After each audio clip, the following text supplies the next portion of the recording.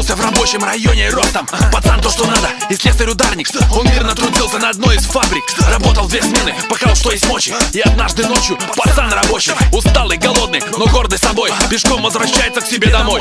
Дома ждал борщ и жена дурнушка, потом пиво кружка, перед сном порнушка, в кармане получка, и он справит подарки жене и детям. Но тут из-за арки нарушил нахрапом его приятные мысли. Небритый детина, здоровый как гризли, и спросил глухим голосом, будто сквозь вату: ну что, козел, получил зарплату? В квартале немало здоровых детин, но этот был зверь, и к тому же не один. Вообще их было 3, и все атлеты, упругие бицепсы, в руках кастеты. Ну нет, не возьмете, позорные гады, подумал слесарь 6-го разряда. Эх, жаль, не со мной заводская братва, не достал из широких штанов ключ до 32.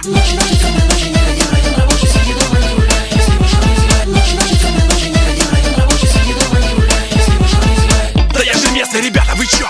Возмутился слесарь и потряс ключом. Атлеты в ответ лишь пожали плечами и стали выписывать дички ногами. А слесарь, он тоже ведь парень не про, как выдаст вертуху в сандалях огромных. Атлеты струхнули, а фиг его знает. Пацан как бывало, ништяк заряжай. А слесарь тут рях такой ход конем, и давай мочить главаря ключом. И вообще обнажил заводские наколки, и дрогнули в страхе позорные волки. А он бьет, бьет, бьет по болевым точкам, бьет, бьет по заточкам, по почкам. И типа тика, собрались спортсмены, а тут им навстречу ребята со смены. Их было немного, ну где-то полцеха, бандитам КП, рабочим потеха. Еще клуб